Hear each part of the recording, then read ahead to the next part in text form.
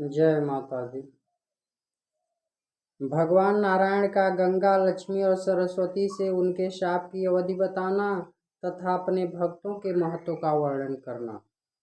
श्री नारायण बोले, हे नारद, ऐसा कहकर जगत के स्वामी भगवान विष्णु चुप हो गए। तब वे तीनों देवियां एक दूसरे का आलिंगन करके बहुत रोने लगी। भगवान की ओर देखकर भय तथा शोक से कांपती हुई वे सभी देवियां अश्रुपूरित नेत्रों से उनसे बारी बारी कहने लगी।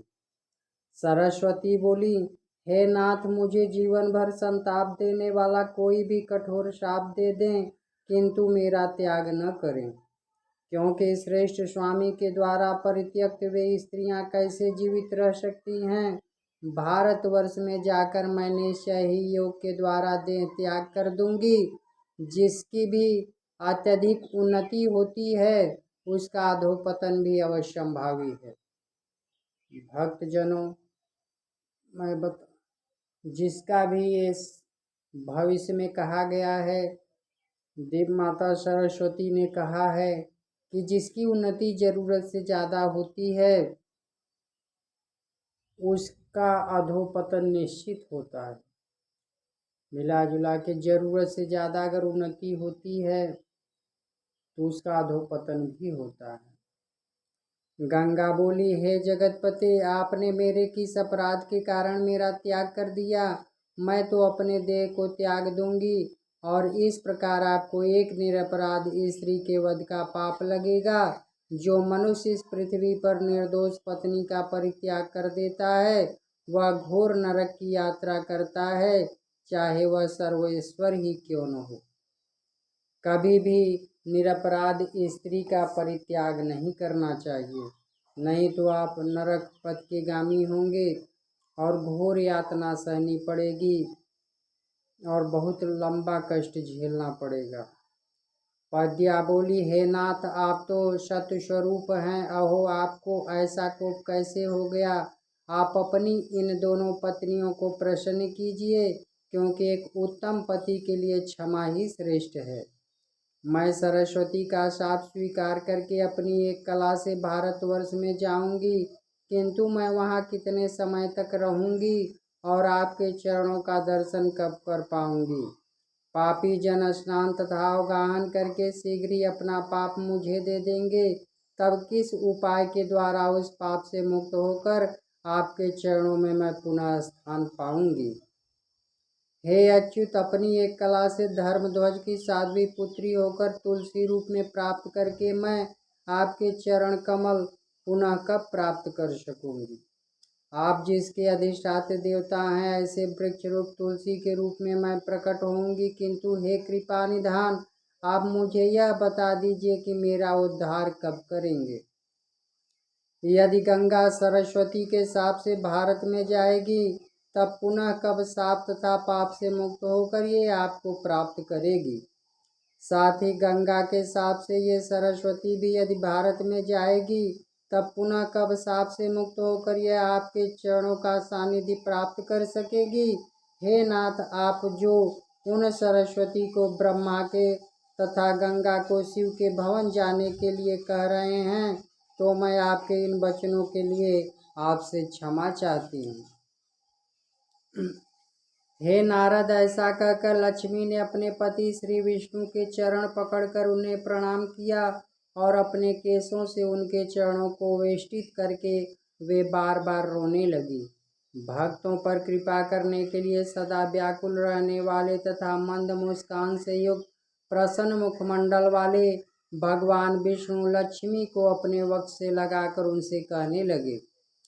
श्री भगवान बोले, हे सुरेश्वरी, मैं तुम्हारे तथा अपने दोनों के वचन सत्य सिद्ध करूँगा। हे कमलेक्षणे, सुनो, मैं तुम तीनों में समता कर दूंगा। ये सरस्वती अपनी कला के एक अंश से नदी रूप होकर भारतवर्ष में जाए, आधे अंश से ब्रह्मा के भवन जाए और पूर्ण अंश से स्वयं मेरे पास रहे। इसी प्रकार भागीरथ के द्वारा ले जाई गई ये गंगा तीनों लोकों को पवित्र करने के लिए अपने कलांश से भारतवर्ष में जाएगी और स्वयं पूर्ण अंश से मेरे भवन में रहे वहाँ पर ये चंद्रशेखर शिव के दुर्लभ मस्तक को प्राप्त करेगी।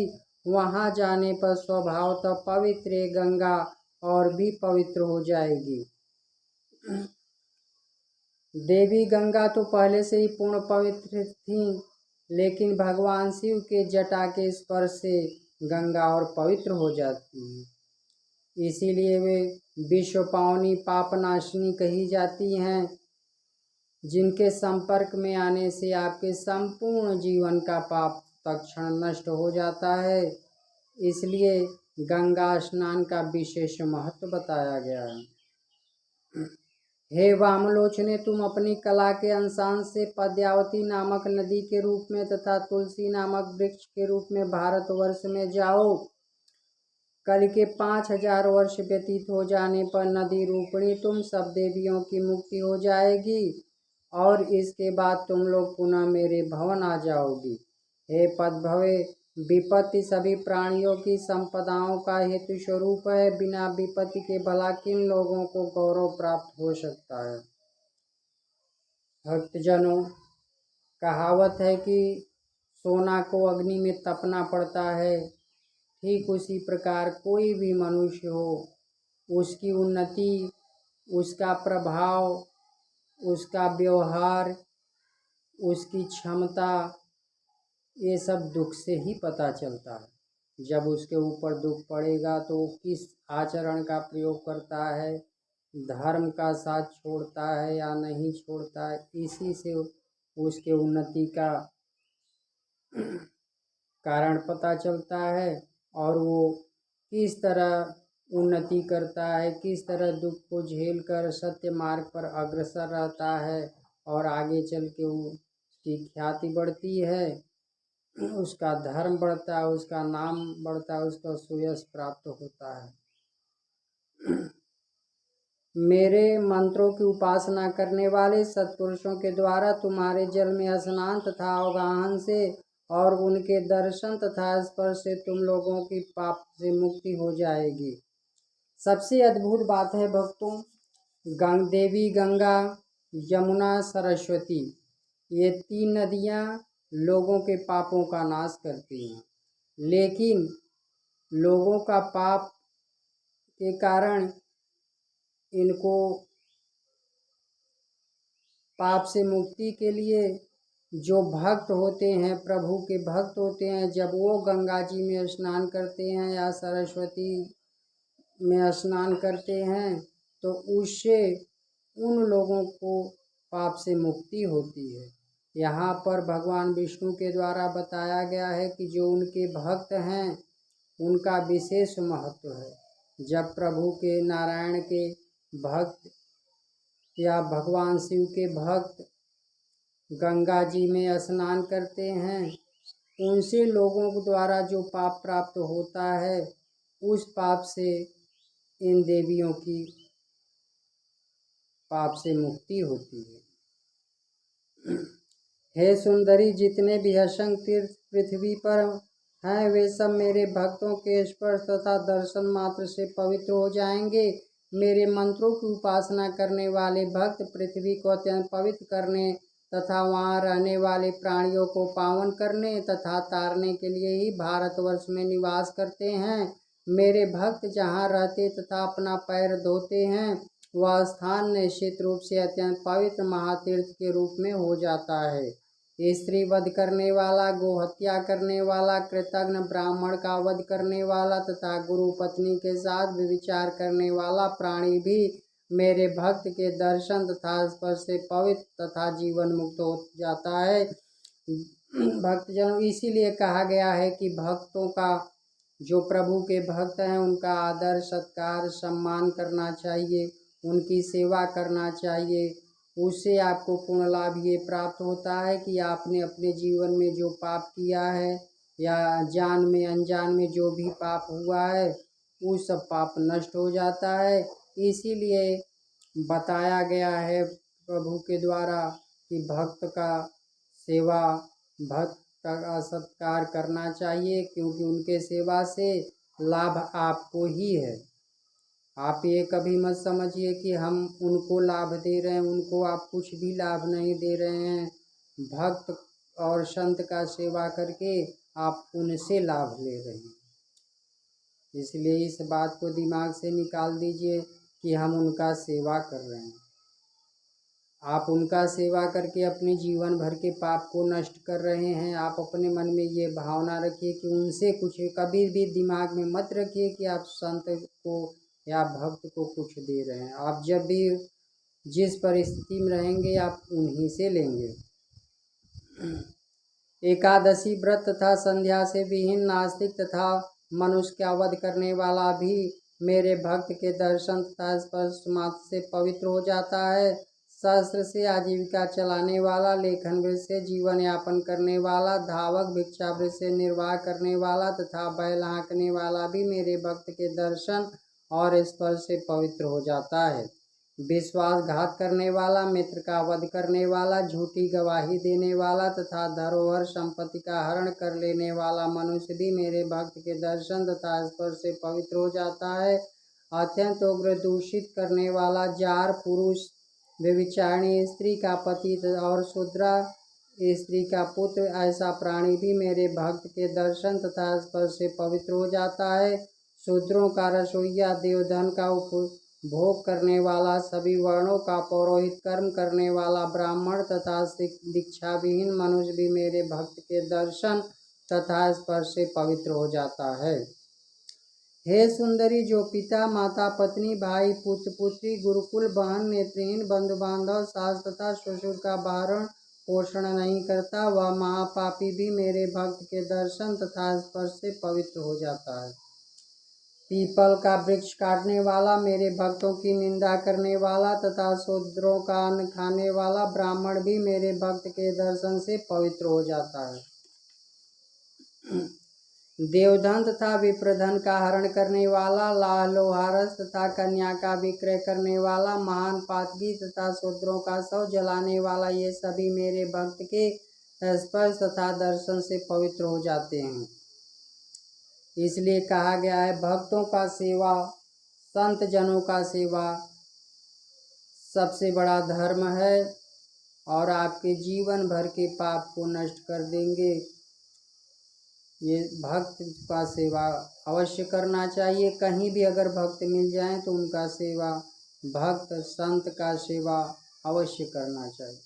महालक्ष्मी बोली, भक्तों पर कृपा करने हेतु आतुर रहने वाले हे प्रभु, अब आप अपने भक्तों का लक्षण बताइए, जिनके दर्शन तथा स्पर्श से हरि भक्ति से रहित, महान अहंकारी, सदा अपनी प्रशंसा में लगे रहने वाले, धूर्त साधु, निंदक तथा अत्यंत अधम मनुष्य भी तत्काल पवित्र हो जाते हैं, जिनके स्नान तथा अवगाहन से सभी तीर्थ पवित्र हो जाते हैं, जिनके चरण तथा चरणोदक से पृथ्वी पवित्र हो जाती है, एवं जिनके दर्शन तथा स्पर्श की इच्छा भारतवर्ष में सभी लोग करते रहते हैं।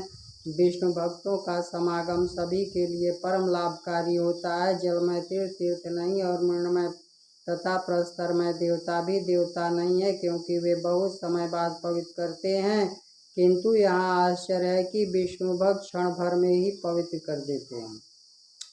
ये भक्त गुण रहस्य की बात है कि भगवान का पूजन पाठ करेंगे, भगवान का सेवा करेंगे तो उसका फल बहुत विलंब से आपको मिलेगा। लेकिन अगर आप एक संत की सेवा, भक्त की सेवा करते हैं तो उसका फल आपको तत्क्षण तुरंत प्राप्त हो जाता है। इसलिए संत भक्त का सेवा सबसे बड़ा धर्म है, इससे बड़ा धर्म कुछ भी नहीं है।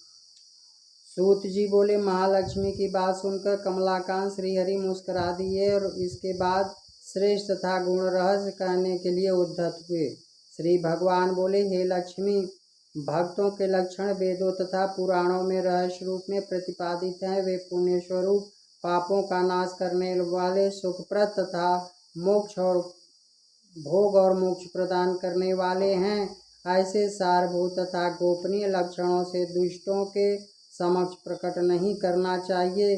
तुम शुद्ध स्वरूपा एवं प्राण प्रिया से इसे कह रहा हूँ, सुनो। गुरु के मुख से निकले विष्णु मंत्र जिस मनुष्य के कान में पड़ते हैं, वेद उसी को पवित्र तथा नरों में श्रेष्ठ कहते हैं। उस मनुष्य के जन्म मात्र से पूर्व के 100 पुरुष, चाहे वे स्वर्ग में हो या नरक में हो, उसी क्षण मुक्ति प्राप्त कर लेते हैं। उनमें जो कोई भी जिन योनियों में जहाँ कहीं भी जन्म प्राप्त किए रहते हैं, वे वहीं पर पवित्र तथा जीवन मुक्त हो जाते हैं और समय अनुसार भगवान विष्णु के परम धाम पहुँच जाते हैं।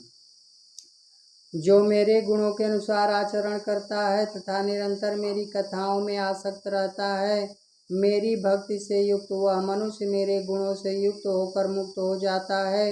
मेरे गुणों के श्रवण से वह आनंद विभोर हो जाता है, उसका शरीर पुलकित हो उठता है, हर्षातिरेक के कारण उसका गला भर जाता है, उसकी आंखों में आंसू आ जाते हैं और वह अपने को भूल जाता है। वह सुख सालों के आदि 4 प्रकार की मुक्ति, ब्रह्मा का पद अथवा अमरत्व आदि कुछ भी नहीं चाहता। वह सदा मेरी ही सेवा में लगा रहना चाहता है। वह स्वप्न में भी इंद्र, मनु, ब्रह्मा आदि के अत्यंत दुर्लभ पदों तथा स्वर्ग के राज्य आदि के भोगों की कामना नहीं करता है। मेरे भक्त भारतवर्ष में भ्रमण करते रहते हैं। भक्तों का वैसा जन्म अत्यंत दुर्लभ है। वे सदा मेरे गुणों का श्रवण करते हुए तथा सुनाने योग्य गीतों को गाते हुए नित्य आनंदित रहते हैं। अंत में वे मनुष्यों, तीर्थों तथा पृथ्वी को पवित्र करके मेरे धाम चले जाते हैं। हे पद्य, इस प्रकार मैंने तुमसे यह सब कह दिया। अब तुम्हें जो उचित प्रतीत हो वह करो।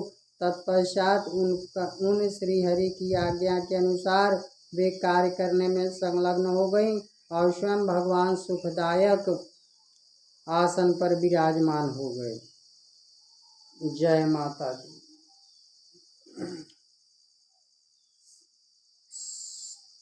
सबसे बड़ा संत सेवा है।